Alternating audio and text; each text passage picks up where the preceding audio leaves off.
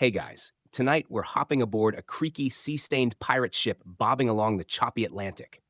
The wood groans underfoot, the sail flaps overhead like a cranky old bird, and a faint smell of dried fish mingles with salt air.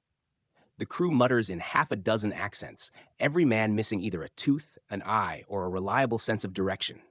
And you? You're the newest recruit, handed a mop, a stale biscuit, and a cryptic warning. Don't skip your citrus, or you'll rot from the gums up. Yes, you're about to learn, very slowly and in excessive, dreamlike detail, why 18th century pirates had an oddly strong bond with fruit and body piercings. Spoiler, you probably won't survive this voyage. Not because of cannonballs or sea monsters, but because scurvy will silently turn you into a walking bruise before you realize something's gone wrong. So, before you get comfortable, take a moment to like the video and subscribe, but only if you genuinely enjoy what I do here. And hey, drop your location and the local time in the comments. I love seeing where and when you're listening. Now, dim the lights, maybe turn on a fan for that soft background hum, and let's ease into tonight's journey together. You sway with the motion of the ship, the sails sighing above like the world's largest curtain. Beneath your feet, the Atlantic rolls black and bottomless, carrying you far from the known world and its safer soups. The year is 1722, and your greatest fear isn't cannon fire or shipwreck. It's citrus, or rather, the absence of it. Let's get one thing straight. The ocean isn't kind to the human body. Salt air dries your lips to brittle parchment. Wind chaps every exposed inch. Food is mostly preserved meat that's been salted so hard it clinks like ceramic when dropped. Water, if not rationed cruelly, begins to smell like whatever died inside the barrel. Your gums? They're the canary in the coal mine, puffy, bleeding, angry at your choices. That's scurvy, creeping in silently. You don't notice it at first, just fatigue, a loose tooth here and there, maybe a bruise that never fades. But by week 4 without fresh produce, you're curling up in a hammock, trying not to weep as your body deflates. Literally. Scurvy causes internal bleeding, joint pain, and eventually death if left untreated. And here's the kicker. Nobody in your world fully understands why. The concept of vitamins doesn't exist yet. Pirates don't say, I need more vitamin C. They say things like, fetch me a lemon, or I'll die screaming. Slightly more poetic, in fairness. Historians still argue whether 18th century sailors truly grasped the connection between citrus and survival. Some accounts suggest they saw it as just another cooling food, refreshing, tasty, nice on a hot day. Others claim experienced captains swore by lemon rations, insisting they kept death away better than rum or rosaries. What's not debated is this. A ship without citrus is a ship of ghosts within 2 months. You lean over the side of the boat, staring down at the dark waves. Somewhere in the lower hold, barrels clink. Maybe it's hardtack, maybe dried beans. But up on deck, there's a treasure more valuable than gold, a wooden crate of limes, plucked from some breezy Caribbean port just days before departure. The first mate opens it reverently, as if revealing relics.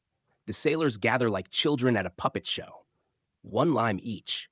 It's juicy, awkward to peel, and it stings your cracked lips, but it's a miracle. You don't fully know it, but that single fruit just bought your body another few days of not turning into a bag of bleeding organs. Pirates, despite their reputation for chaos, were surprisingly pragmatic. When enough of them noticed the lemon eaters survived longer, it became custom to pack some kind of citrus along, if available. Lemons, limes, oranges, whatever the last port would sell you that hadn't already spoiled in the sun. Some captains even allowed daily rations of citrus for long voyages. Others saved it for emergencies or bartered it away for fresh water, silk, or cannon powder. Now, not every pirate ship was smart about this. You'd have those especially romantic captains who packed 3 barrels of rum and 0 citrus, because priorities. They didn't last long. You, thankfully, have signed on with a slightly more health-conscious crew. They pierce ears for superstition, we'll get to that. But they also bite into oranges like their lives depend on it, which, spoiler, they do. As you suck on your lime wedge, you watch a crewmate carefully slices into 4 parts, stashing each piece in waxed cloth for later. He's done this before. He knows this voyage will stretch past sanity, past maps, maybe even past the strength of the hull itself. He doesn't trust this ship, but he trusts the citrus. That night, while the wind howls and the sails flap like bed sheets trying to escape, you tuck a slice of lemon rind into your shirt pocket. Just the smell comforts you. It cuts through the rot, the mold, the ever present threat of something unidentifiable dripping from the rigging. Below deck, an older sailor snores with a half eaten orange still in his hand. His gums, pink and strong, are a badge of honor. He's been on 6 voyages, lost 3 toes, but has never once let go of his daily citrus. Above, the stars glitter coldly. The North Star winks at you, maybe approving of your decision to eat fruit instead of die dramatically like so many others. A gull screams somewhere. Or it could be a crewmate having dreams again. You sigh, belly just a little full, mouth tingling from that tart, juicy slice. You've survived another day. All because someone, somewhere, figured out that citrus isn't just tasty, it's life. You're leaning against a damp railing, staring at the sky and chewing what may or may not be your third stale biscuit of the day when someone taps your shoulder. He's got 2 gold hoops in his left ear and a single ruby stud in the right, an earring arrangement that makes you wonder if there's a pirate aesthetic rulebook floating around somewhere. New lad, he says, squinting at your ears. No piercings? Tsk, you planning on haunting us after you drown? And just like that, you're getting a crash course in pirate jewelry. Spoiler, it's way more practical than you'd think. See, when most people picture pirates, they imagine flashy gold rings, crusty hats with oversized feathers, and earrings galore.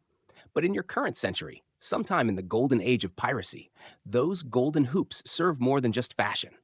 They're miniature insurance policies, comfort charms, and even DIY medical devices. And yes, sometimes, just vibes. The gold earring, in particular, holds a special place in maritime lore.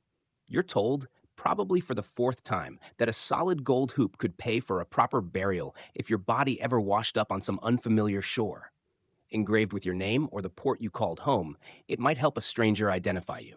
If you're lucky, they'll pry it off, pocket it, and use a bit of the bounty to dig you a hole. If you're really lucky, they won't just leave you to rot. Now, does this work in reality? Historians still argue whether pirates actually got buried by kindly strangers using jewelry funds, or if this was more wishful thinking. After all, most bodies lost at sea never came back at all. And if they did, the idea of someone taking the time to respect your earring's unspoken agreement seems optimistic. But still, you understand the comfort in the myth. You touch your earlobe absently, half tempted to ask the ship's cook to pierce it with a fishhook and a bit of citrus juice as antiseptic. The ship's carpenter, a hulking man with a pearl set in one ear, tells you his earring was blessed by a priest in Port Royal. Keeps the storms away, he grunts, though later you'll hear him offer to sell it for rum. Either way, you don't question it. You're realizing now that pirates are deeply superstitious folk, and gold in the ear is just one piece of that strange, salty puzzle. Your bunkmate, who goes by Cricket, no one remembers his real name, swears his grandmother was a hedge witch who gave him his silver stud to ward off evil spirits. He's had it since he was 12, and he hasn't lost a limb yet, which on this ship is saying something. The superstition part blends into the practical, like most things in pirate life. Earrings weren't just accessories. Some believed they helped improve vision by applying pressure to acupuncture points. Yes, really. The idea was that pressure on the earlobe could help prevent seasickness and even enhance eyesight. You raise your eyebrows at that one. Cricket shrugs and says, better than having no eyes at all. There's also the hearing myth. Some sailors believed earrings would ward off deafness, which, given the constant roar of the sea and the frequent use of cannons, seems like a losing battle. Still, better to believe in gold than nothing at all, right? And then there's the matter of status. Not all earrings are created equal. You quickly notice that the more plunder a pirate collects, the more elaborate their ear candy becomes. One man wears a dangling piece made from a Spanish coin, punched through and hammered flat. Another boasts a coral bead framed in twisted copper, stolen from a Portuguese merchant's wife, or so he claims. A younger crewmate wears a tiny carved bone stud shaped like a fish. No one asks if it's human bone. The captain, of course, sports no less than 5 earrings, all gold, some studded with tiny green stones. He jingles when he turns his head. His earrings aren't just for show, they're declarations. I've lived through things you haven't. I've stolen more than you ever will. I have the wealth to wear it in my skin. You're beginning to realize the earring is a kind of pirate resume. By nightfall, someone offers to pierce your ear. It's not a question, more of a ritual. You sit on an overturned barrel as two shipmates hold a bit of sailcloth behind your head and another heats a needle over a lantern flame. There's no citrus to sterilize the wound. Someone chews a clove and spits on the needle instead. Honestly, that might help less than nothing. The pain is brief but electric. They hand you a tiny copper loop recycled from a broken coin and slip it through your fresh wound. Blood drips down your neck, but no one seems worried. You'll be lucky now, someone says, handing you a half-rotten orange as your reward. You eat it slowly, savoring the soft squish and bitter peel. The juice runs down your chin, sticky and sharp. You're one of us now, says Cricket, clapping you on the back. That night, as you try to sleep in your swinging hammock, the piercing throbs with your heartbeat. The air is thick with the scent of oil, salt, and citrus peel left to dry on a wooden crate nearby. You imagine the sea accepting your offering, the pain, the earring, the juice, and letting you live another day. Just maybe, when your body goes overboard someday, and it will, someone will find that little copper ring and give you the decency of a sandy hole under a palm tree. Or, knowing pirates, they'll just melt it down and buy more oranges. By your third week at sea, you've stopped trying to track the days. The sun rises, the sun sets, someone always loses a toe, and the ship rocks endlessly like a lullaby you didn't ask for. One night, as the wind softens to a sigh and the crew sprawls across the deck in various states of undress and unconsciousness, a sailor named Orin offers you a story in exchange for a bit of dried mango.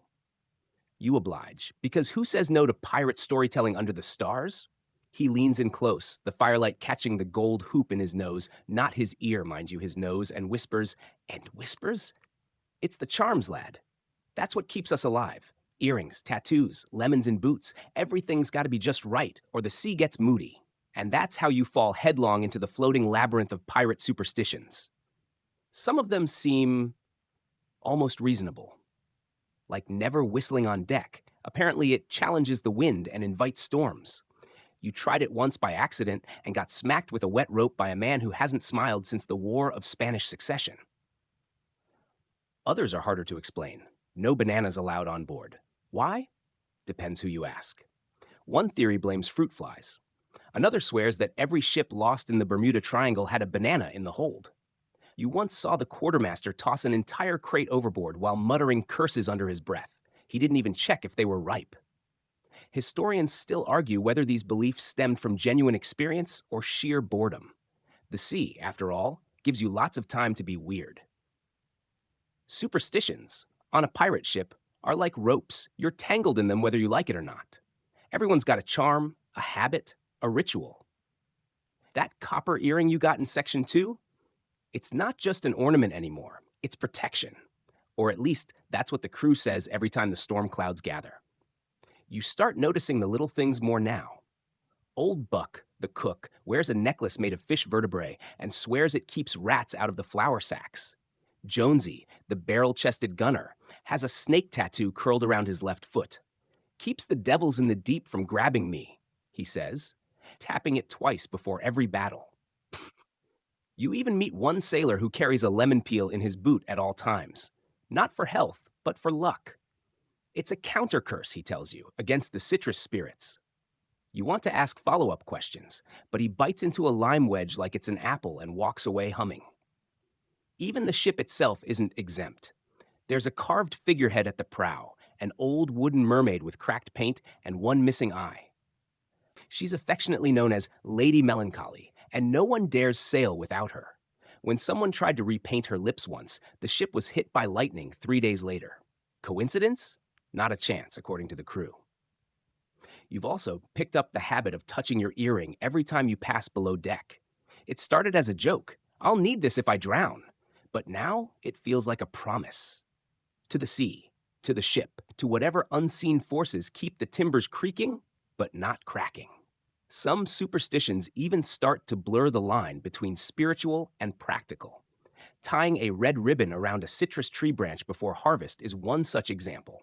A few of the older sailors swear it makes the lemons stay fresh longer.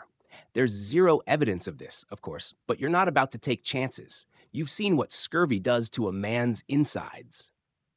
And here's a particularly quirky one: nail trimmings. Apparently, it's bad luck to cut your nails at sea. You're supposed to bite them and then toss them into the waves with a whisper. So Neptune knows you're still alive, explains a particularly smelly crewmate as he chews thoughtfully on his thumb. You spend one afternoon tying little knots in your shirt hem, just like you saw another sailor do. Why? He says it confuses sea spirits that try to pull you overboard. You're skeptical, but then again, he hasn't been pulled overboard. Historians have tried to catalog these pirate beliefs, but pinning them down is like trying to catch fog in a net. They shift with region, language, ship culture. Some might be holdovers from West African spiritual practices. Others echo Norse sailor customs. It's a salty soup of half-truths and fully believed nonsense, and somehow it all works. There's also a quiet understanding among the crew that these rituals aren't always for something. They're against something. Against bad luck. Against spirits. Against storms and rot and drowning. And in a world where you can vanish into a wave at any moment, who wouldn't cling to anything that might keep them above water? One night, as the moon burns a cold trail across the sky, you tuck a dried orange peel beneath your pillow. Not because it smells good, it does, or because it might keep your hammock from swinging, it won't, but because, just maybe, it'll help you see the stars in your dreams. Or at least keep the rats out of your boots. You close your eyes, ear still sore from your piercing, breath tinged with lemon and salt. Somewhere below, someone's singing a lullaby in a language you don't recognize. Above, the rigging creaks like old bones in a hammock. And around you, 1,000 tiny rituals hold the ship together, stitched from fruit peels, whispered wishes, and earrings that glint like promises in the dark. It's just after dawn when the captain orders a fresh bucket of citrus slices to be brought up from the hold.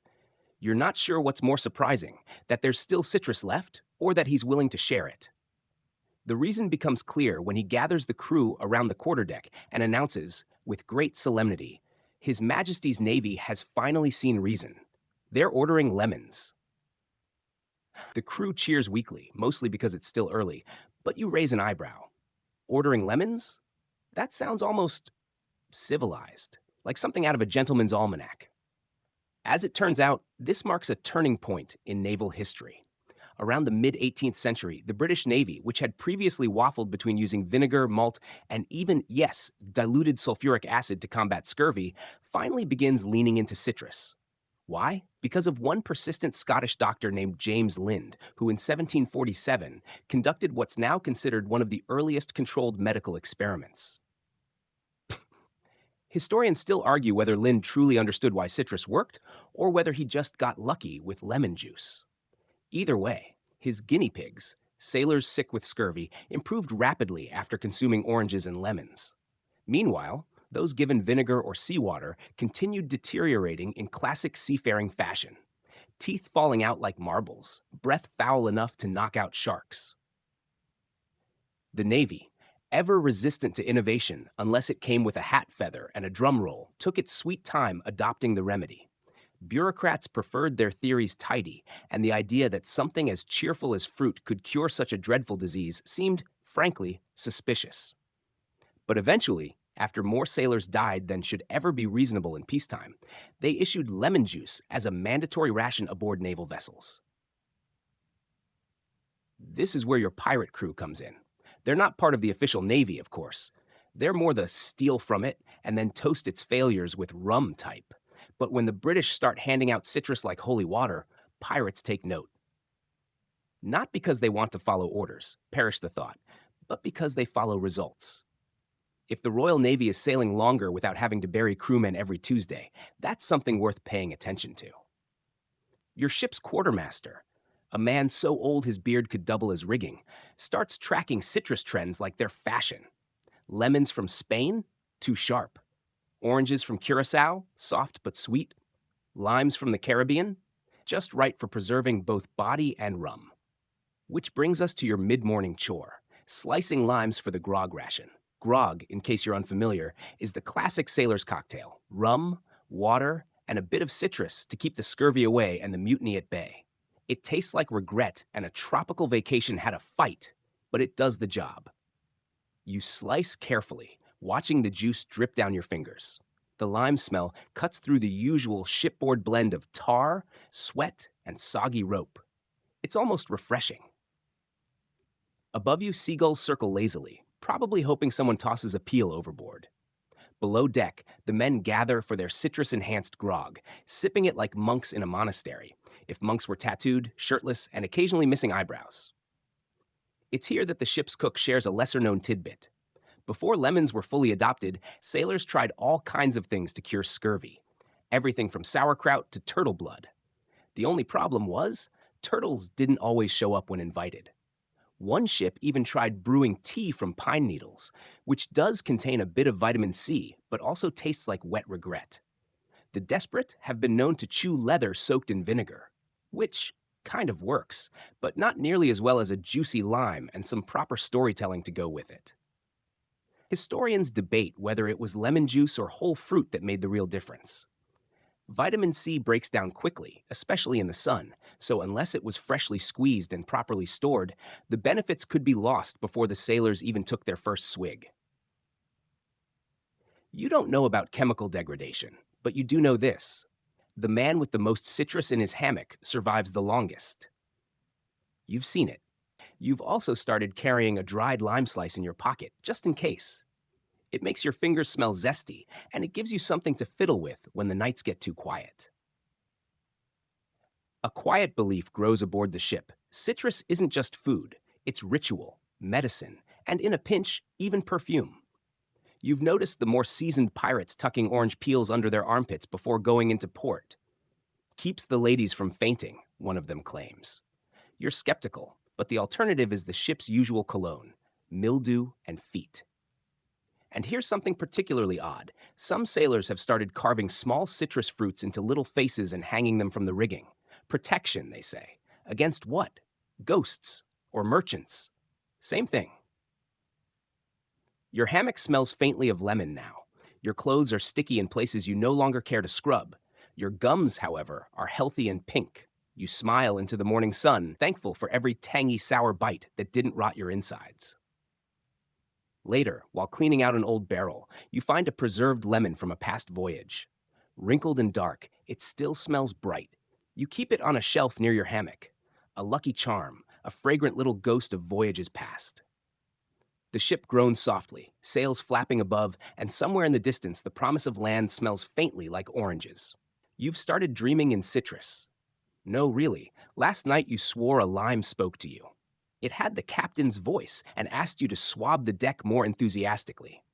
When you woke, your hammock reeked faintly of grapefruit, which is especially strange since you haven't seen a grapefruit in months. The smell of citrus has soaked into the fabric of life aboard this ship. Everything carries a trace of it now.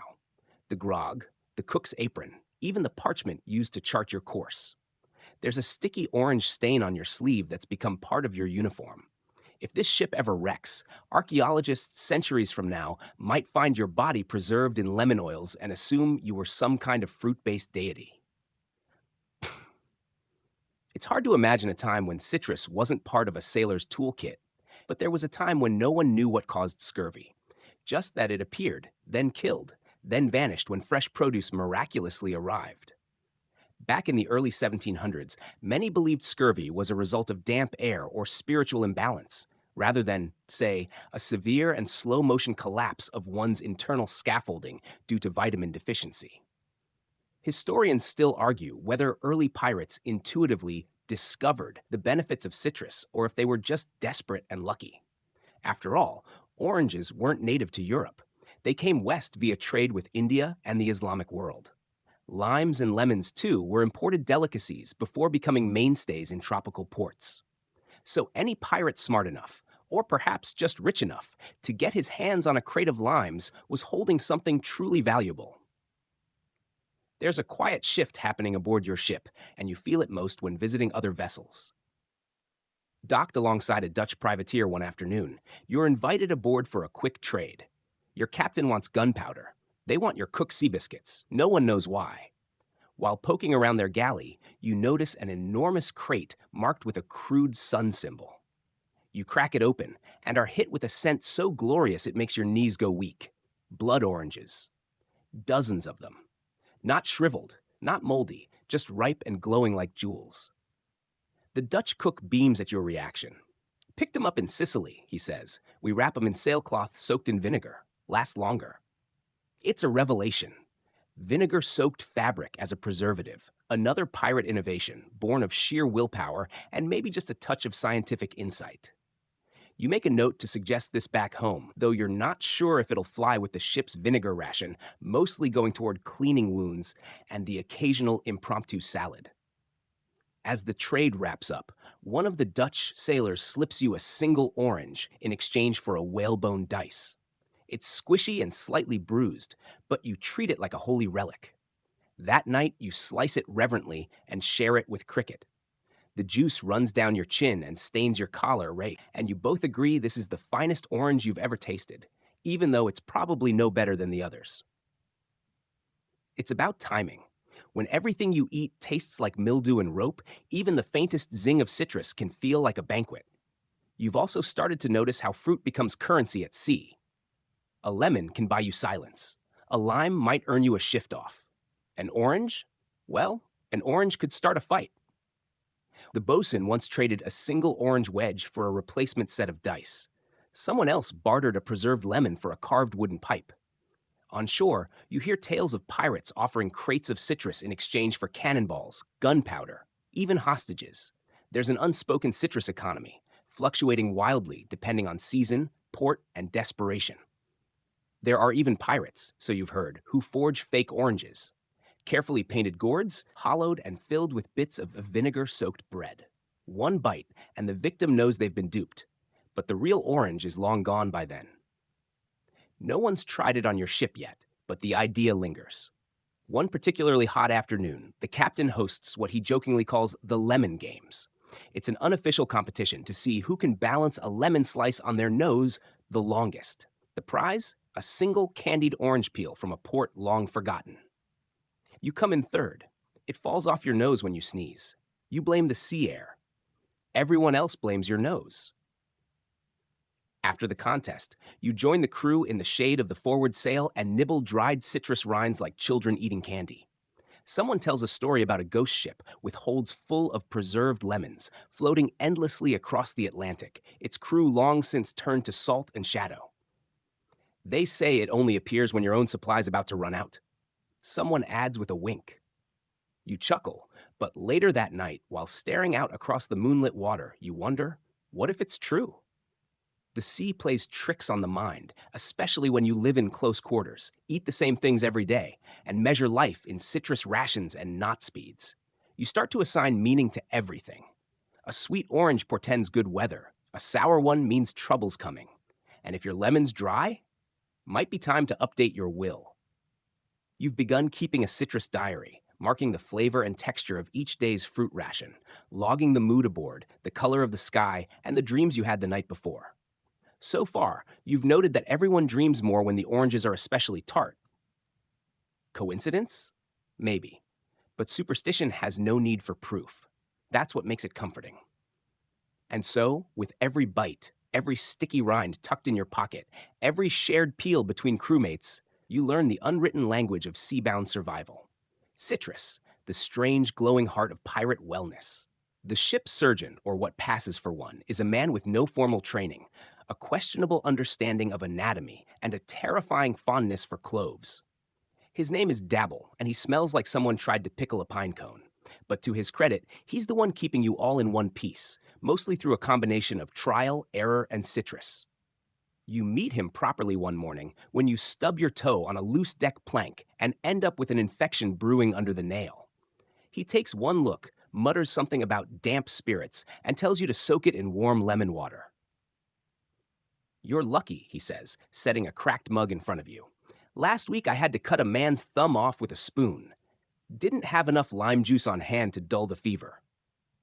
You soak obediently, wincing as the juice finds tiny cuts you didn't know were there. It stings, but in that oddly satisfying way, like it's chasing out whatever rot was trying to set up shop. It's not glamorous, but citrus is the closest thing this crew has to a miracle drug. Lemons to prevent scurvy, limes to treat infections, orange peel tea for nausea, and even candied rinds for energy on long rowing trips. Dabble brews something he calls the yellow tonic, which is essentially rum steeped in citrus peel and ginger root, heated slightly and doled out with the kind of gravity usually reserved for sacraments. You're skeptical until you catch a chill after a rainy watch and down a warm mug of it. 15 minutes later, your cough's gone. Your fingers are less stiff, and you're almost sure you saw time fold sideways for a second. Historians still argue whether pirates truly understood the science behind their citrus obsession, or if they were just keen observers of cause and effect. They certainly didn't know about ascorbic acid or biochemical pathways. But when the men who got fresh oranges didn't lose their teeth or bleed out from their gums, it didn't take long for citrus to become sacred. And sacred is exactly the word for how some pirates treated it. You discover this firsthand when you accidentally knock over Dabble's jar of preserved lemon slices. It crashes to the floor, sending slippery wedges skating across the boards. He lets out a sound that's somewhere between a gasp and a growl, and makes you gather each piece with a reverence usually reserved for saints' bones. That was aged 6 months in molasses brine, he mutters, as though describing a lost heirloom. I was going to trade it for a Spanish compass. You learn to tread lightly in his domain after that. Dabble keeps a notebook full of strange citrus applications, lemon oil rubbed on bruises, lime peel stuffed in boots to fight off foot rot, orange slices placed on the eyes of the dead, not for ritual, but to soften the jaw before burial. No one questions him. The man once removed a musket ball using only a paring knife and a wedge of lemon. There's a story circulating about a pirate who wore a pouch of dried citrus slices around his neck, claimed it kept demons from whispering to him at night. He lived longer than most and died peacefully in his hammock, smiling faintly. His lemon pouch now hangs above the door to the crew's sleeping quarters like a tiny, leathery talisman. The lemon has, in many ways, become a symbol of life on board, a token of hope, a sign of health, a way to measure who's likely to survive the next month.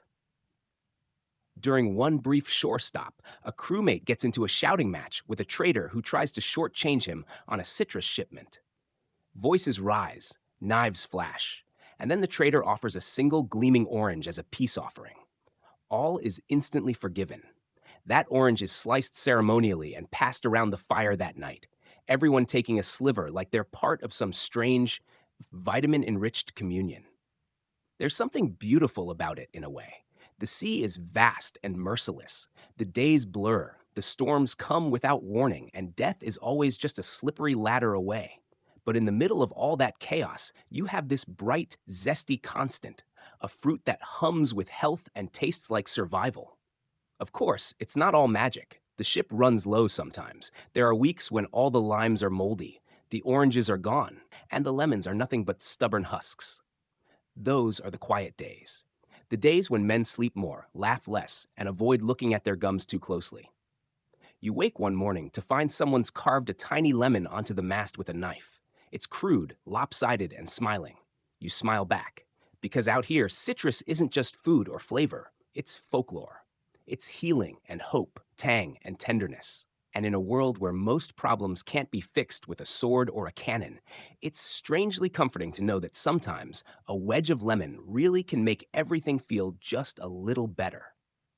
You press your copper earring, still sore some days, against your cheek, and drift off during your off watch, the scent of dried oranges lingering in your hammock like the memory of a good joke.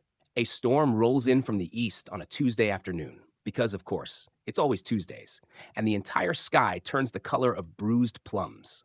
The crew scurries into action, reefing sails, battening hatches, and offering increasingly creative curses to the wind. You, with your freshly lemon-soaked boots and a new appreciation for small miracles, are on citrus duty. That means double-checking the supply crates to make sure none of the precious fruit gets tossed around during the squall. Also, it's an unspoken rule that you whisper encouragement to them as you go. Hold tight, little lime, You murmur to one particularly squishy specimen. We're going to need you tomorrow. The storm hits hard. Waves slap the hull with the enthusiasm of a drunken bouncer, and rain pours from the sky like someone's overturning a very persistent soup pot. You hang on to the edge of the hold and watch as Dabble straps down his jars of citrus tonic like they're small, glass children. Through the chaos, one lemon crate breaks free and skitters dramatically across the floor, scattering fruit in its wake. The crew, drenched and busy with more pressing matters like not dying, doesn't notice. But you chase down every runaway lemon like your life depends on it, because honestly, it kind of does. By the time the storm passes, you're soaked, bruised, and clutching a lime to your chest like it's a family heirloom. The others laugh when they see you, but you notice they're all very careful to pat the rescued lemons and thank you solemnly as they pass. And that's when you realize something. On a pirate ship, even the smallest object can earn near mythical status. These lemons, these oranges, they've become avatars. And their status? Elevated. Historians still debate just how deeply this reverence went. Were pirates truly superstitious about citrus?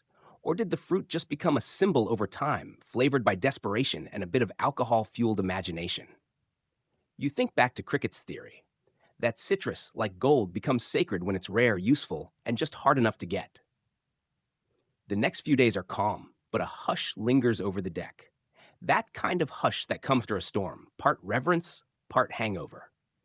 Everyone's a little more polite to the ship and to each other. The usual swearing drops a notch. Someone even gives the figurehead a little hat made of citrus peel. For balance, they say. That night, by the light of a sputtering lantern, the crew begins to tell citrus stories. One sailor swears he saw a lemon float upriver once, glowing in the moonlight, just before their ship hit a sandbar and avoided a reef. Another claims his mother kept scurvy away using only candied orange rinds soaked in rum, which, in retrospect, may have been more about the rum. A third tells of a ghost ship entirely manned by pirates who didn't eat enough citrus. They roam the seas, mouths open in silent screams, teeth long since lost, gums black as squid ink. They try to steal your lemons, he whispers, eyes wide. You have to suck on one at least once a week, or they can smell your breath. You try not to imagine undead pirates sniffing around your hammock. There's one tale that stands out above the rest, told by a grizzled old gunner, missing most of his fingers. Back in the old days, he says, there was a ship called the Golden Pip. Didn't carry gold, no sir. Carried oranges. Crates and crates of them, ripened under the Brazilian sun, got lost at sea. Some say it's still out there, drifting, a floating grove in the mist. You ask what happens if someone finds it. They say, he murmurs, if you bite into one of her oranges, you'll never get scurvy again, not even on land. You laugh, but you also check the horizon a little more often after that. And maybe it's just the boredom between ports, or maybe the citrus has gone a bit fermented, but people start seeing shapes in the fruit. One orange has a natural ring that looks like a sun. A lemon has a protrusion that makes it resemble a pig. A lime split cleanly down the middle turns into an impromptu puppet show featuring Captain Peelbeard and his fermented friends. The performances aren't good, per se, but they keep morale high. Then, in a rare moment of calm, the captain issues a formal decree. Henceforth, any fruit found to resemble a face must be named, photographed with charcoal, and given a place of honor. So the ship now has a gallery of citrus personalities hanging above the galley door, each pinned with care. There's Duke Jusiton III, a regal-looking grapefruit, Madame Pythia, an orange with natural eyelids, and a particularly lumpy lemon named Gary. They've become mascots. You even catch the cook whispering to them before preparing meals. Whether they're being honored or just blamed for stomach aches is unclear. One morning, you wake to find your hammock stuffed with citrus rinds, an apparent prank, but the scent is so calming, you leave them there. It's oddly comforting, like sleeping in a zesty cocoon. As the days stretch on, the ritual continues. Fruit is rationed, admired, sometimes argued over. A bitter lime causes a minor squabble. A particularly sweet orange earns a round of applause. Someone tries to juggle 3 lemons and earns a black eye. You applaud anyway. It's the pirate way. And somewhere in the middle of all this nonsense, you notice something else. No one's sick. No gums bleeding. No strange bruises. No fevers without cause. For all its chaos and questionable hygiene, the ship is healthy. You realize how extraordinary that is, given everything. Citrus may not be magic, but in a world of leaky ships, moldy bread, and unpredictable tempers, it feels pretty close.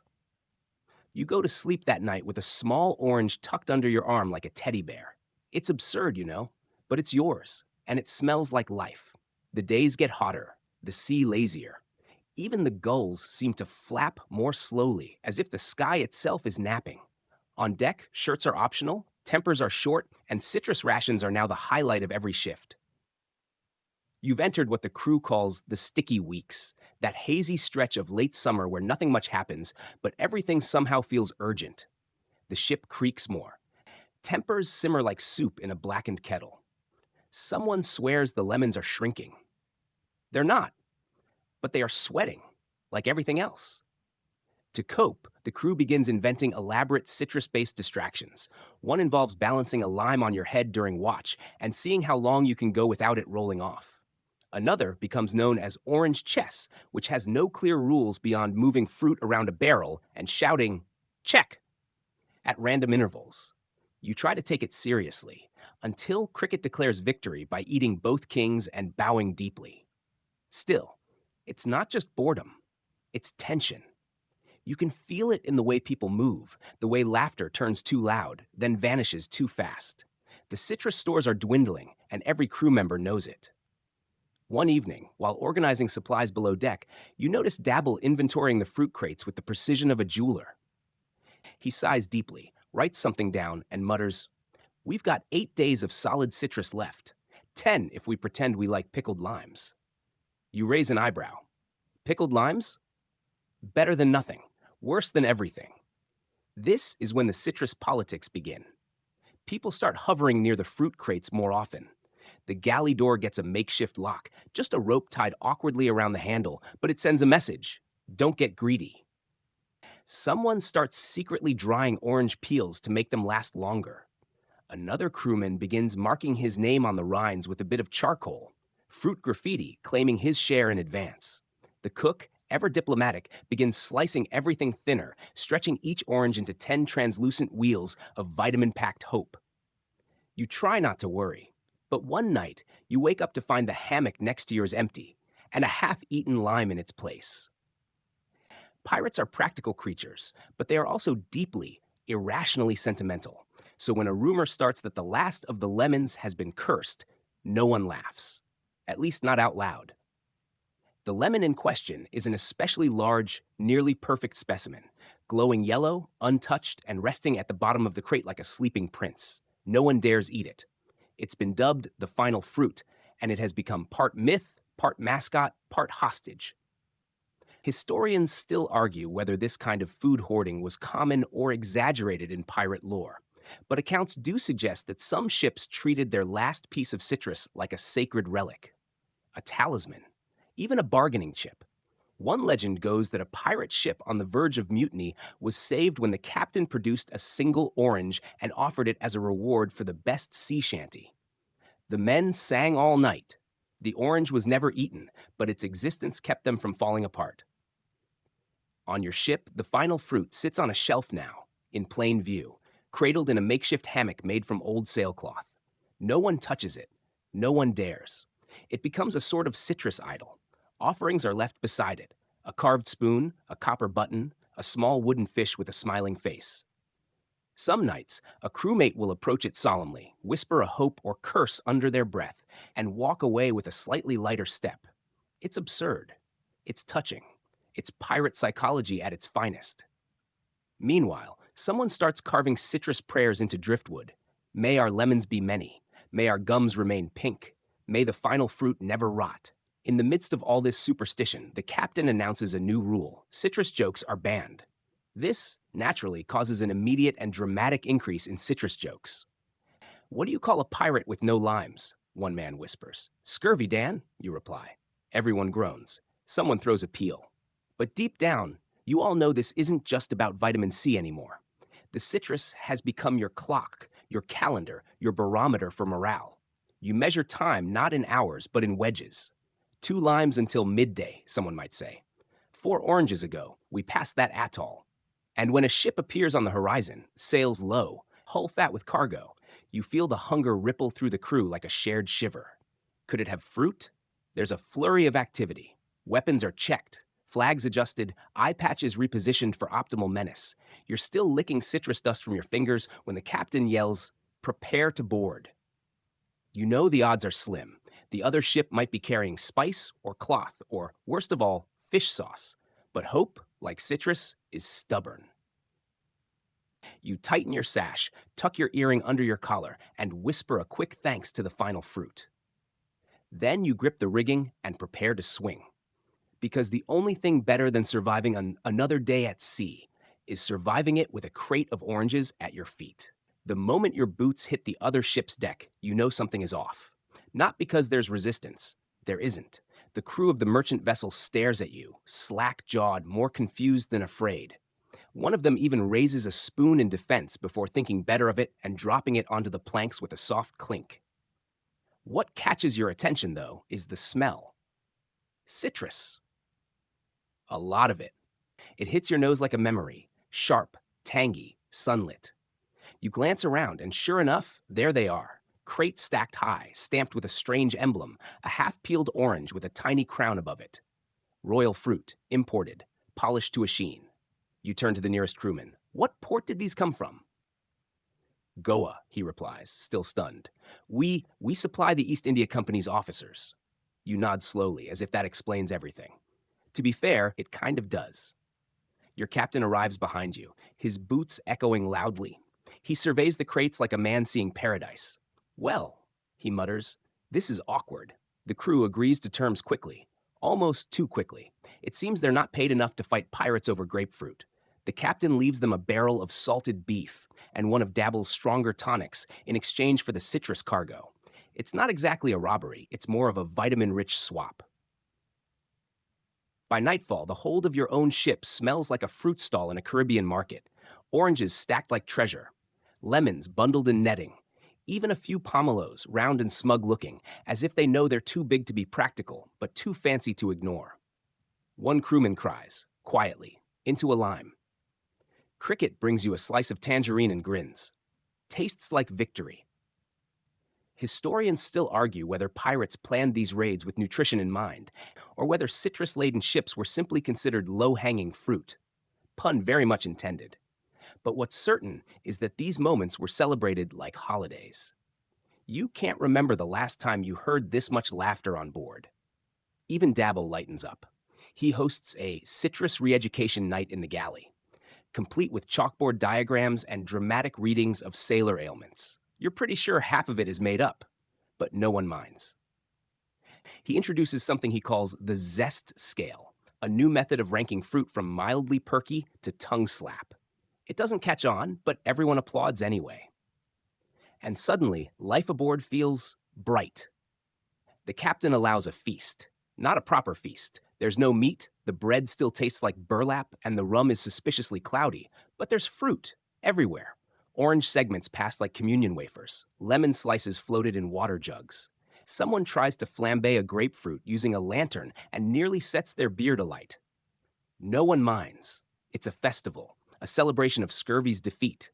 A new tradition emerges, the orange toast. Each night before turning in, crewmates gather on deck, raise whatever citrus they have, whole, halved, or imaginary, and say, to soft gums and smooth voyages. You say it with them every time. It feels like brushing your teeth, but with words and optimism. Later, as you hang in your hammock, belly faintly buzzing from too much vitamin C, you hear quiet footsteps.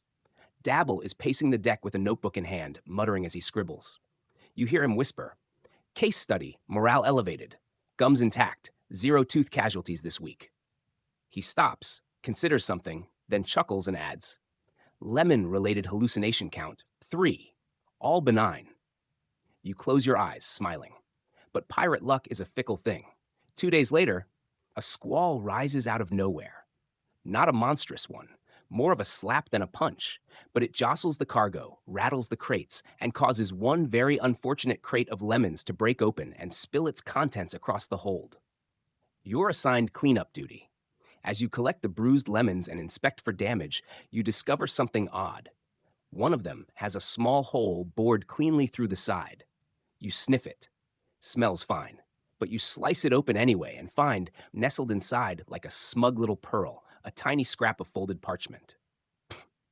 A message. It reads in neat, cramped writing, "If you find this lemon, tell Eliza I sailed west." You stare at it, dumbfounded. A lemon letter. The crew gathers around, intrigued. Dabble examines the parchment with the seriousness of a court physician. Smuggled message, he decides. Stored in the one place no one would suspect. Ingenious. You wonder who Eliza is and who wrote the note. A runaway sailor? A merchant in love? Someone trying to disappear who trusted citrus more than mail?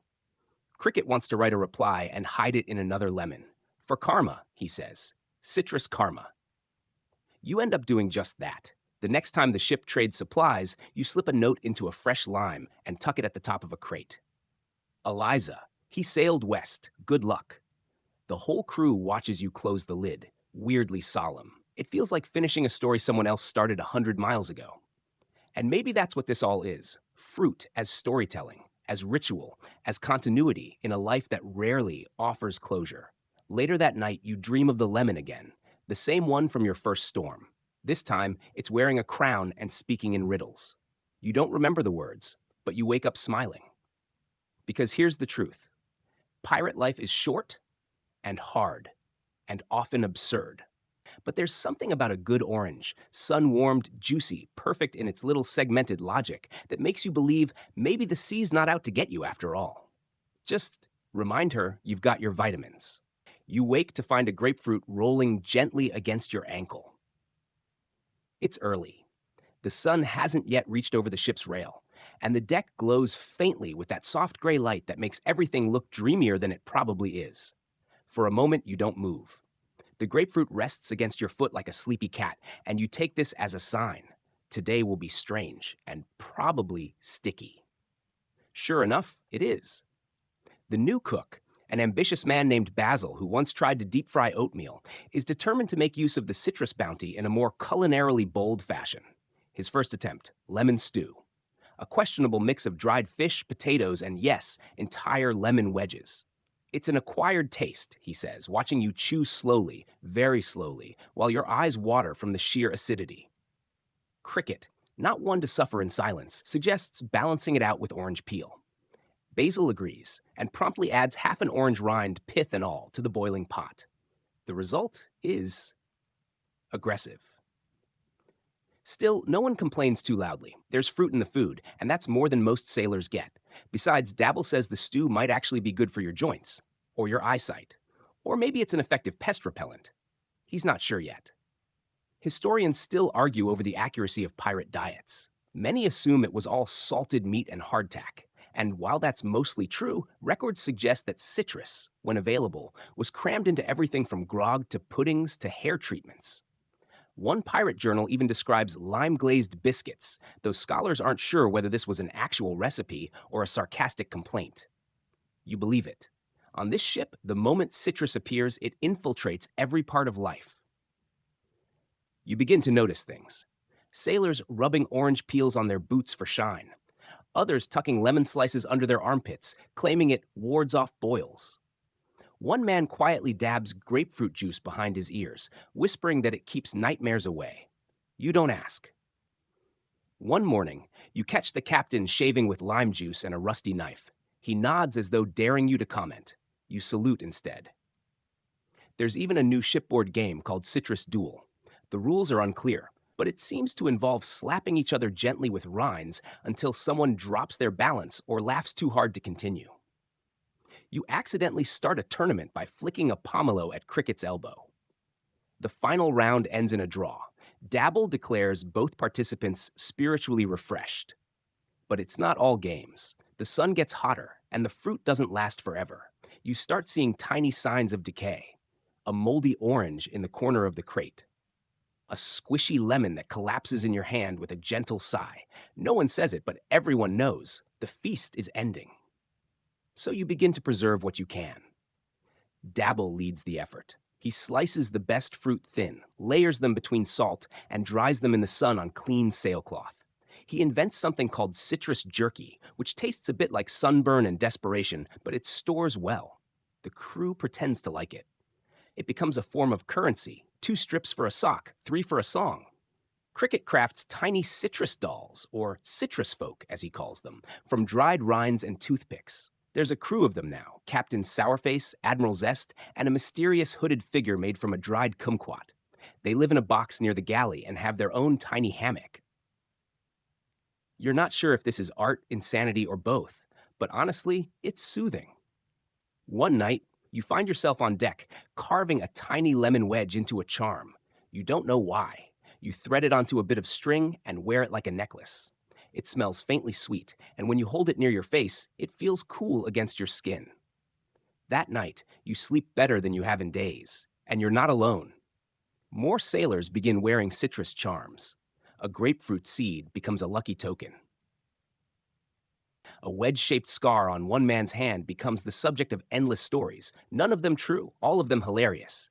The citrus becomes not just health or hope or humor. It becomes identity. This ship isn't just crewed by pirates anymore. It's crewed by the lemon-blooded, the zest-marked, the Order of the Eternal Lime. It's a joke, yes, but the kind of joke that keeps you going when the wind dies and the water grows stale and you're not sure how many days remain until port. Dabble proposes a new tradition: citrus oaths. Before each shift, a sailor must pledge something ridiculous to a fruit of their choice. To this orange, I swear to watch the starboard and not fall asleep. To this lime, I promise to keep my boots dry and not fight the cook. To this lemon, I vow to sing loudly and off-key, as is my nature. It's silly. It's unnecessary. It's exactly what you need. The captain approves. He starts each morning now with a citrus blessing: a short speech, a slice of orange passed from hand to hand, and a nod toward the final fruit, still safe in its little sailcloth cradle. You wonder what future historians will say about this. Will they find records of your ship and think you were part cult, part comedy troupe? Will they uncover dried rinds and assume some forgotten ritual? Or will they simply understand you were doing your best? You were finding joy and meaning in a floating life made bearable by fruit and foolishness. You press the lemon charm against your chest and smile into the wind. Tomorrow may bring storms, or hunger, or the crushing boredom of too many days at sea. But for tonight, you are surrounded by laughter, fresh citrus oil on your fingertips, and the warm, contented glow of scurvy successfully dodged. And that, you think, is enough. By the time another week rolls around, the citrus is beginning to dwindle again. The crates, once stacked like golden bricks, now look more like an afterthought. Some cracked, some empty, others holding only the husks of fruit long devoured. The final fruit still reigns, untouched, solemn in its little hammock. But now and then, you catch people eyeing it for just a second too long, including yourself. But even as the bounty fades, the rituals remain. The morning citrus oath is still recited with groggy reverence, even if sometimes it's whispered to an empty rind. Dabble's citrus jerky has earned a grudging respect. And the citrus folk? They've multiplied. A whole new family now lives inside a drawer in the galley: a lime matriarch, a mischievous lemon child, and what appears to be a disapproving kumquat judge. Cricket has taken to holding small theatrical court sessions for them when no one is watching. Morale is holding, barely. Then, one slow morning, with the sails slack and the sea flat as a tabletop, the captain gathers the crew. "We're turning east," he says. "There's a port 3 days from here. Dutch-held, small, probably suspicious of us, but they'll trade, maybe even citrus." A ripple of cautious hope runs through the crew. Not quite a cheer, but several grunts, one enthusiastic clap, and a man in the back whispering, "Bless the grapefruits." You set course, the sails tighten, and the ship creaks forward with something that feels suspiciously like purpose. But of course, nothing's ever simple at sea. Midway through the second day, you spot it: a ship. Fast, low-slung, and moving like it knows where it's going. Too fast. You all tense. The captain raises the spyglass. "Privateers," he mutters. "Could be friendly, could be twitchy." The other ship doesn't approach, but it circles, staying just out of reach, like a shark deciding whether you look snackable. You're told to stay alert, which, in pirate terms, means everyone stands around pretending not to nap with one eye open. That night, Cricket suggests an offering. To distract them, he says, laying out a plan with the confident air of someone who's never had a plan succeed. The idea is ridiculous. You fill a crate with the ugliest remaining citrus, the bruised, the soggy, the mysteriously shriveled, and add a note scrawled on a strip of canvas. Blessings from the scurvy-free. Good luck and good gums. The crate is dropped overboard with a tiny sail rigged to catch the wind. And somehow absurdly, the privateer ship backs off by morning. Dabble says they probably didn't want scurvy-infested lemons. Cricket claims it was a divine sign that the citrus folk are real and must now be honored with song. You suggest they just didn't want to mess with a crew weird enough to mail strangers moldy oranges on purpose. Whatever the reason, it works. The mood lifts again. Even the sky cooperates, softening from its relentless glare to a hazy, forgiving blue. The air smells like salt, tar, and faint citrus oil. And on the third day, just before dusk, the port appears. It's barely a smudge on the horizon at first, but as you approach, details emerge. Crooked wooden piers, whitewashed houses sloping downhill toward the water, and most exciting of all, a string of carts along the dock, each piled high with crates. From this distance, you can't be sure. But you want to believe. The captain gives the order, prepare to dock. There's a frantic flurry of activity. Hats are dusted, boots polished, eye patches flipped to their better sides. One sailor starts carving a welcome message into a lemon peel. Another crafts a gift basket from rope and citrus husks, just in case diplomacy is involved. As you ease into the harbor, the scent hits you first, not the usual port smell of brine, fish, and ambition, but something sweeter, sharper. Citrus. Real fresh citrus. Not just oranges and lemons, but also tiny golden calamansi, limes the size of marbles, and grapefruits so heavy they make the crates bow. It's a citrus bonanza. But there's a catch. Of course, the portmaster, lean, suspicious, and chewing what looks suspiciously like orange rind, tells the captain that the fruit is reserved for another ship. A larger one, a Dutch military transport, scheduled to arrive within the week. Unless, perhaps a deal can be made. There's whispering, bartering, poker faces. Dabble volunteers to trade half his tonic supply. Someone offers an actual gold coin, which feels wildly out of character for pirates. The captain simply folds his arms and stares at the portmaster until the man becomes so uncomfortable he agrees to sell just a few crates. The exchange is tense, fast. Citrus is loaded quietly, under the cover of dusk. You're told not to linger, not to look too excited. Pirates may be chaotic, but they know how to be subtle when subtlety is the only option. Back on board, the celebration is muted. No feast, no toasts, just quiet appreciation. Each sailor receives exactly one orange. You sit with yours beneath the lantern glow, cradling it like a relic. You don't eat it immediately. You roll it in your hands, inhale it, press it against your cheek. You hear others doing the same. Little gasps, small giggles, the occasional whispered thank you as if the fruit can hear. Then, slowly, deliberately, you peel. The scent explodes, zesty, nostalgic, impossibly fresh. You eat it in silence, segment by segment, juice dribbling down your chin, sticky and perfect. Every bite feels like a reward, a promise, a tiny sun you can carry inside you. And when it's gone, you save the peel. Of course you do. You tuck it into your pocket like a letter from home. The port fades behind you. The wind picks up. The ship leans slightly, eager again. And as you settle into your hammock, that faint citrus scent following you like a memory, you hear the soft rustle of someone hanging new citrus folk in the galley. A little family, a reminder. You smile.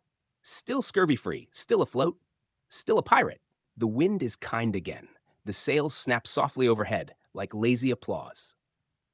Below deck, the new citrus stock has been carefully cataloged, inspected, and by some miracle, left mostly intact. There's even a crate labeled Excess, which is immediately declared sacred and placed near the galley altar to the citrus folk. You are, once again, a crew full of pirates who smell faintly like marmalade. This time, though, there's a different energy. Not just relief or joy, but strategy. You're not just reacting anymore, you're planning. Dabble proposes citrus rotations, a strict schedule for consumption and preservation. Basil invents citrus layering for flavoring stew without wasting actual segments. And the captain, ever the pragmatist, decides the next voyage must include bartering some of the excess fruit for rum. A man can't live on oranges alone, he says, polishing his compass with a lemon wedge. It's in this spirit of organization that someone discovers the old citrus journal. It's tucked in a forgotten drawer in the quartermaster's cabin, bound in cracked leather and smelling of cloves.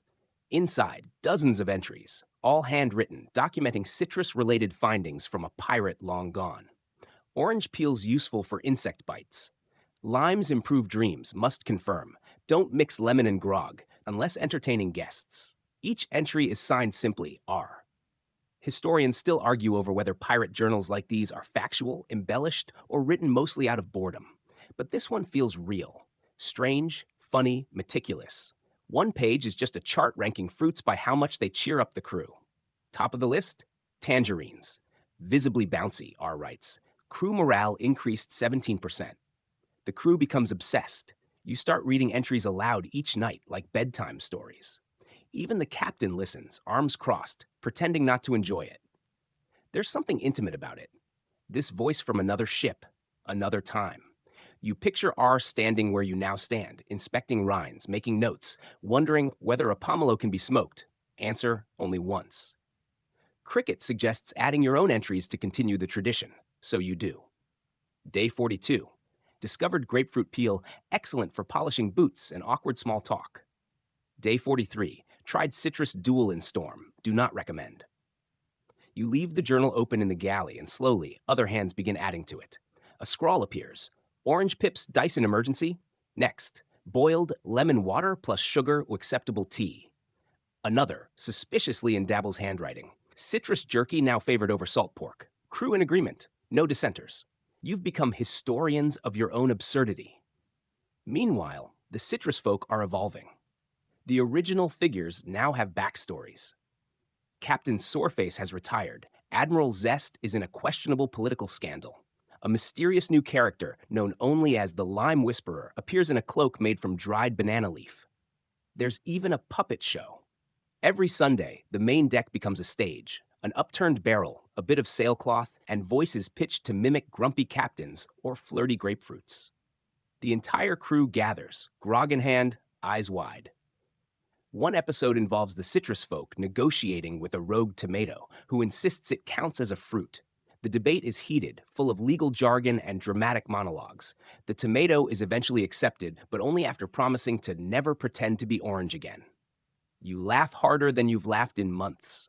But not everything is a joke. One morning, you wake to find a crewmate with puffy gums and a pale look. It's not scurvy, not yet, but it's close. Dabble is quick to act. Extra fruit, less grog, more rest. It's a reminder. For all the fun, the citrus isn't just symbolic. It's medicine, protection, your literal lifeline. The rituals may be ridiculous, the puppet show's increasingly unhinged, but the citrus is real. So you become even more protective of it. Someone carves a small, locked shelf for medicinal oranges. Another crewman crafts wax pouches to keep limes fresher longer. Basil starts saving every peel, every pip, every usable scrap. The final fruit, still pristine in its little hammock, becomes something of a shrine again. People leave trinkets. Not just silly things either. A good luck coin, a scrap of a love letter. One sailor, eyes suspiciously misty, places his grandfather's pocket knife beside it. Cricket writes a song. He calls it Ballad of the Final Fruit. It has 6 verses, 3 key changes, and a chorus that requires everyone to shout vitamin C in harmony. It's awful. It's perfect. The captain listens, then sighs and says, "We need port again," for rum and earplugs. That night, you're on deck, staring at the stars, orange peel between your fingers. You wonder how many other ships are out here. How many other crews are hoarding lemons and inventing saints for grapefruit? How many R's are writing in journals, cataloging the weirdness of seafaring life with just enough humor to stay sane? You whisper a thanks to the sea and to the fruit, and maybe, just maybe, to yourself. Because you're still here, still healthy, still absurdly, zestfully afloat. And tomorrow, you've got one more orange with your name on it. The sea turns glassy again, the sky a smear of soft pink and silver. There's something unusually gentle about the morning, as if the weather has decided to stop pretending it's in charge. The breeze sighs instead of shouting. The ropes creak in a lazy, contented rhythm. And the ship? The ship floats like a thought you almost forgot. You sit cross-legged on the deck, peeling a mandarin. It's one of the last from the secret stash. Small, sweet, the size of your fist. You eat it slowly, segment by segment, watching the sun stretch over the water like a sleepy cat. Someone nearby is humming the final fruit ballad, off-key but sincerely. Cricket flops down beside you and offers a trade, 3 strips of Dabble's citrus jerky in exchange for 1 pip from your mandarin. You raise an eyebrow. "I'm planting it," he says with utter seriousness. "When we reach land, citrus legacy." You give him 2. The ship is quiet. No shouting, no panicked repairs, no looming storm clouds. For once it feels like a lull, earned, honest, oddly peaceful. Which, of course, is when the gull arrives. It lands squarely on the mainmast, fluffs its feathers and cocks its head like a nosy landlord. Then slowly it opens its beak and drops something. A fruit. A full, intact, slightly sticky lime. The crew goes silent. Everyone watches the lime bounce, roll across the deck, and come to rest at the captain's boot. He stares at it. The lime stares back. Historians still argue whether animals played a role in the distribution of crops during the age of sail. Some claim birds helped spread citrus seeds from port to port, unknowingly aiding human nutrition. Others say that's nonsense. But standing here, watching this lime shimmer in the morning light, you choose to believe.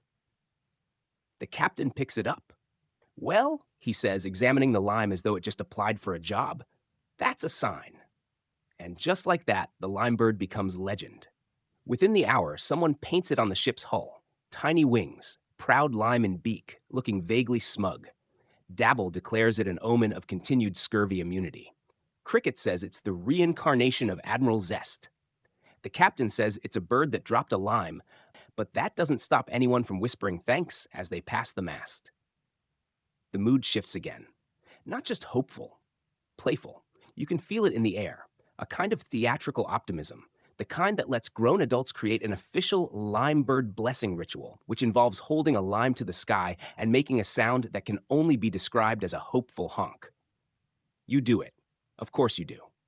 The next morning, 2 more limes are discovered on the deck. No bird in sight.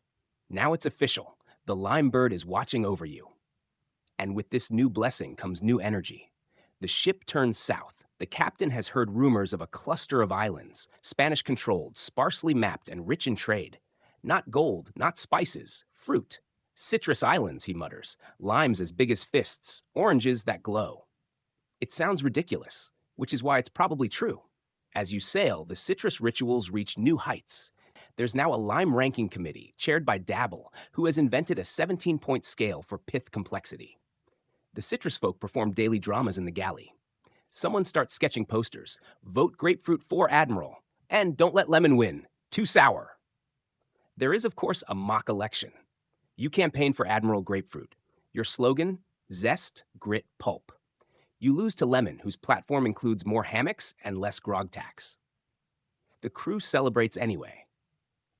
All the while, the fruit dwindles again. The crates are mostly empty now, rattling like drums in the hold. The excess crate is long gone. Even the citrus jerky has taken on a flavor that suggests, well, you're trying not to think about it. But the limebird sightings keep happening. A shadow overhead, a feather found by the galley door, a lime discovered tucked in a coil of rope. You begin to believe it deep down. Something is watching over you. Not divine, not dramatic, just gentle, subtle, like the soft lift of wind under sail. One morning you wake to find a lime on your hammock. You don't tell anyone. You just hold it in your hand, feeling its cool weight and smile. You think back to that first night on board, when the idea of citrus felt almost absurd. Trinkets to ward off illness, to flavor grog, to brighten stew. But now the fruit is memory, culture, faith. Your time on this ship has been measured in peels, not days. Even the captain is caught smiling more often. He's still gruff, still deeply suspicious of citrus court, but he's the first to offer a wedge of grapefruit before a storm. He calls it luck insurance. And you? You write another entry in the journal. Day 61. Limebird returns. Crew morale stable. Final fruit still safe. New superstition. Whistling while peeling causes wind to shift. Confirm? Then you draw a little picture. A lime with wings and a tiny hat. Because why not? That evening, someone finds the oldest citrus folk figure, Captain Soreface, missing. Panic briefly spreads, not because anyone believes it was stolen, but because it was tradition, continuity. The little dried figure had seen you through storms and doldrums, feast and famine.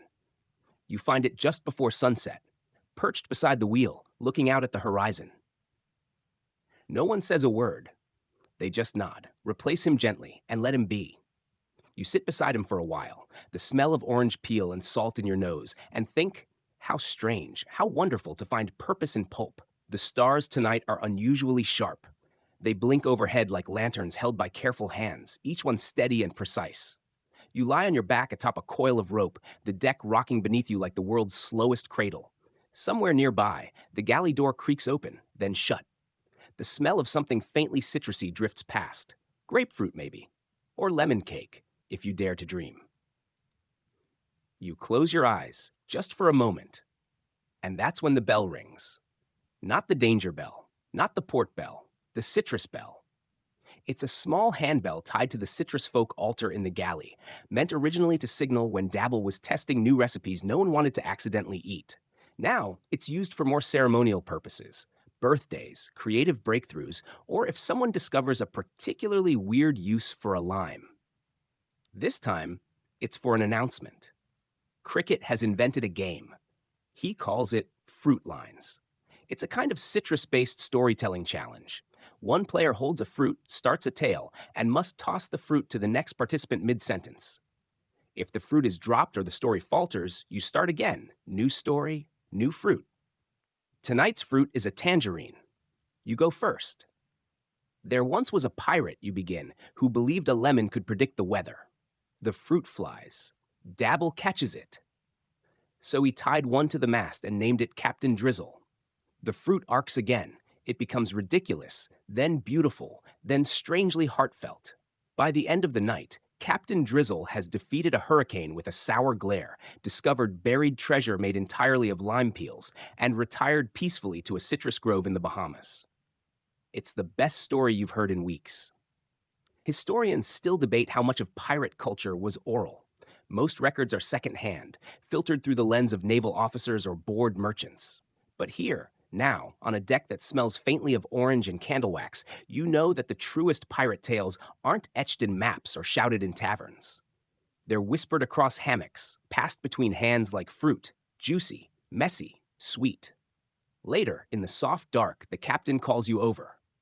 He has a favor to ask. We're near the tropic, he says. Old merchant wrote. Risky waters, but there's a port rumored to trade in citron and sugar limes. Thing is, they don't like pirates. You nod. So I need a diplomat, he adds. Someone absurd enough to convince them we're harmless. You blink. He hands you a basket. Inside are citrus trinkets, drawings from the citrus folk court, and a carefully wrapped parchment that reads, In the name of health, humor, and pulp, we come in peace. You set off in the dinghy at dawn. The island is quiet, fringed with soft jungle and sleepy surf. You're met at the dock by a woman in a linen hat and a stare that could slice rope. She's not impressed by your citrus charms. Not yet. But you speak gently, honestly. You talk about fruit rations and puppet shows, about the lemon election and the legendary lime bird. You show her the citrus journal, entry after silly, sticky, serious entry. She doesn't laugh, but she doesn't throw you in the sea either. Finally, she says, You're not the weirdest pirates I've seen. Close, but not quite. She offers a handshake and, more importantly, 5 crates of mixed citrus. Mission successful. The crew cheers as you return. Even the captain claps. Basil makes celebratory lime pudding. Cricket bursts into song, off-key, of course, and someone tosses you a garland made entirely of peel spirals. That night, the citrus folk stage a reenactment of your adventure. Captain Soreface plays you. They give him a little hat. And for the first time, you truly understand what you've built here. This isn't just a pirate crew with a citrus fixation. It's a floating society, a citrus-flavored family. A weird, wandering world of rituals, puppets, recipes, and jokes so inside they're practically curled up like orange slices. The final fruit still hangs in its hammock, untouched. But now beside it hangs another, this one carved with a tiny crown and a grinning face. It's you. Not a legacy you planned, but maybe the best kind there is. The morning breaks with a hush rather than a clamor. There's no shouting of orders, no frantic flapping of sails, just the soft thud of bare feet on damp wood, the clink of a pot being set on the galley stove, and the faint squawk of a bird, maybe the lime bird, passing overhead, unseen but not unimagined. You stretch, arms brushing the canvas above your hammock, and breathe in a scent that's become the signature of your voyage. Salt air, old rope, citrus oil, and the faintest trace of wood smoke. You can almost taste it, a blend of survival and sweetness. Above deck, the sun hasn't quite found its confidence. It's low and drowsy, peeking through the cloud fringe like a shipwrecked god unsure of whether it's late or early. The sea is flat, glassy, an obliging mirror that refuses to give away any secrets. You climb the stairs and see the crew in their sleepy rituals. Cricket is trimming the peel of a grapefruit into spirals for good luck. Basil is testing whether lemon juice can be used to clean the compass. Jury's still out. Dabble, of course, is stirring something in a pot while mumbling to himself about zesty density. You smile? You're not sure exactly when it happened. When absurdity gave way to structure, when joke became doctrine. But you're living aboard a floating citrus cult. And it's kind of wonderful. The final fruit still hangs, a little softer now, its skin puckered like an old map. But no one talks about replacing it. It's not about the juice anymore. It's a symbol, an anchor, a reminder of how far you've sailed and how ridiculous it all was. Historians still argue whether pirates actually had mascots or rituals beyond rum and recklessness. But you know the truth. Not all ships had parrots and plunder. Some had oranges and lime gods. Some built entire societies from scratch, using nothing but jokes and vitamin C. Today is a special day. The citrus folk are getting a new festival, Zestmas. No one agrees on what it means. But there's agreement on this. It must involve hats made from grapefruit rinds, a toast of hot lime water with honey, and a dramatic reading from the Citrus Journal. Dabble insists on ceremonial citrus confetti, shredded peels tossed from the crow's nest like blessings. Cricket has prepared a soliloquy from Admiral Zest about zestiny and honor. You, naturally, are in charge of the final blessing. You step forward near sunset. The whole crew gathers, silly hats in place, grapefruits carved with smiling faces, and lanterns glowing orange and gold. You lift your hands, and in your calmest, most dramatic voice, you begin. Let it be known across sea and shore that this crew sails not just with courage, but with citrus, that scurvy has no dominion where laughter and lemons meet, that wherever the limebird flies, we follow. The crew applauds. Dabble cries a little. The captain rolls his eyes and mutters something about needing a new crew entirely. Later that night, the wind rises again. Soft at first, then stronger, until the sails swell like lungs filling with new breath. The stars are back, wheeling above in clusters and swirls. You can almost see the future up there, mapped in constellations and citrus-scented prophecy. You lie in your hammock, journal tucked beside you. Your last entry reads, Day 88, the fruit is nearly gone, but we've kept the peel, the pulp, the pith, and the purpose. May future crews find joy in ridiculous rituals and strange smells. May they never fear a wedge of lime.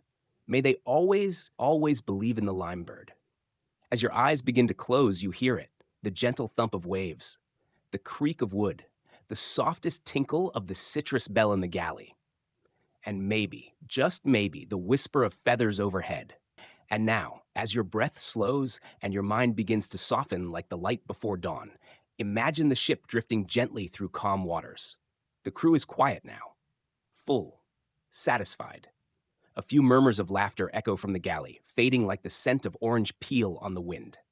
The stars overhead continue their slow, celestial shuffle, old sailors themselves, tracing paths known only to those who listen in stillness. You shift in your hammock, the canvas cradling you like a hammock of soft fruit rind, the sway of the ship lulling your limbs toward weightless calm. In the galley, the final fruit rests, still suspended, still whole, still waiting. It doesn't need to be eaten anymore. Its job is done. A quiet guardian of health and humor and everything unspoken that binds people together when they're far from shore. You are warm, safe, wrapped in sea air and half-remembered stories. The wind hums a lullaby in the rigging, and the ship rocks gently as if agreeing with your heartbeat. And somewhere far above, the limebird circles once, dips its wings, and disappears into the stars. You are still. You are drifting. You are home. End of script. Sweet dreams.